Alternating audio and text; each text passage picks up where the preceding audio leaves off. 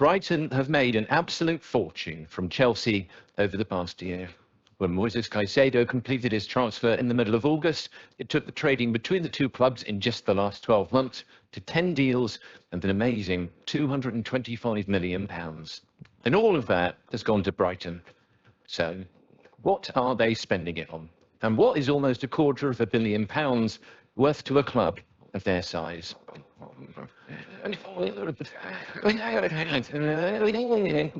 First, a quick recap of how this situation developed.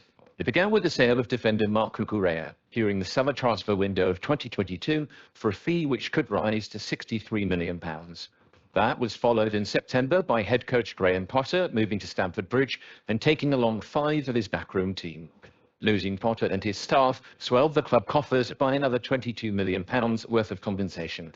And Chelsea weren't finished. In November, they came back for head of player recruitment, Paul Winstanley, and agreed on an undisclosed compensation package.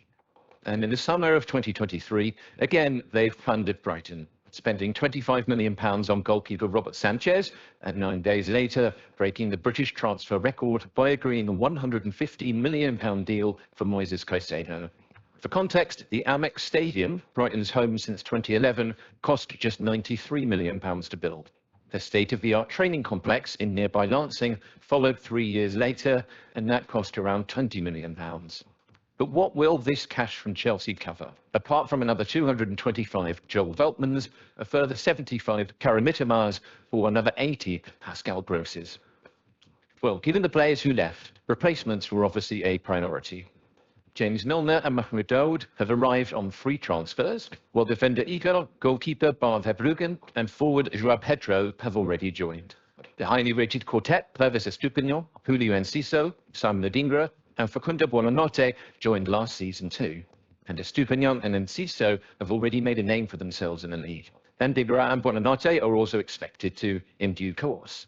So all in, the entirety of Brighton's incomings from the last 3 transfer windows only cost €10 million more than the sale of just Caicedo alone. And that's to say nothing of the fees generated by sales to other clubs, like Alexis McAllister's move to Liverpool or Yves Bissouma's transfer to Tottenham in 2022. And naturally, some of the income has also been spent away from the pitch. Roberto De Zerbi was appointed to replace Graham Potter, and he has a bigger backroom team, 8 in total, including assistant Andrea Moldera and general manager Enrico Venturelli. Venturelli has also acted as De Zerbi's translator when required. When Paul Winstanley moved to Chelsea, he was replaced via an internal promotion for Sam Jewell, who was formerly Brighton's emerging talent manager. The Amex Stadium has undergone various capacity increases up to the current limit of just under 32,000. Apart from that, there hadn't been many changes to the internal and external facilities since it opened 12 years ago.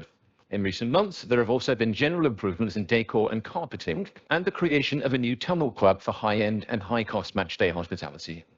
Further upgrades are in the pipeline as part of the renovating project, primarily to create a fan zone on the surrounding walkway, complete with overseeing balconies. It's a gradual process, with planning permissions required at different stages. The desire for facilities to keep pace with progress on the pitch led to £15 million worth of improvements to the training complex in 2019, including a dedicated hub for the Brighton women's team, who play in the top-flight Women's Super League. Chairman-owner Tony Bloom has invested more than £400 million of his personal wealth since taking over in 2009. Brighton have regularly lost big sums of money since reaching the Premier League for the first time in 2017, and the combined shortfalls in the 2019-20 and 2021 seasons, affected by the COVID-19 pandemic, was over £110 million. As of results from the 21-22 season, the most recent complete set available, Brighton's revenue was £174 million annually, which was only the 12th highest in the Premier League. For context, they placed just above Aston Villa and just below a pre-takeover Newcastle United.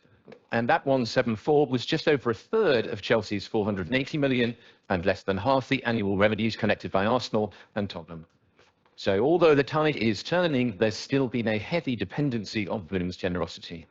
A £53.4 million loss was turned into a £24.1 million profit in 21-22 when Brighton finished 9th in the top division under Potter. However, that included another £70 million from Bloom to allow the club to pay off bank loans and to cover costs relating to players sold on credit. Notably, Ben White's £50 million move to Arsenal and Dan Burns' return to hometown team Newcastle for £13 million.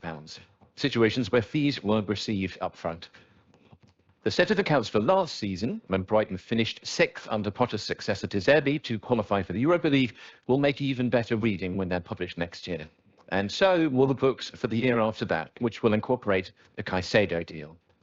Income spin-offs from success on the field and the enormous windfall from all this business with Chelsea will help in the quest to not rely so much on Bloom's deep pockets.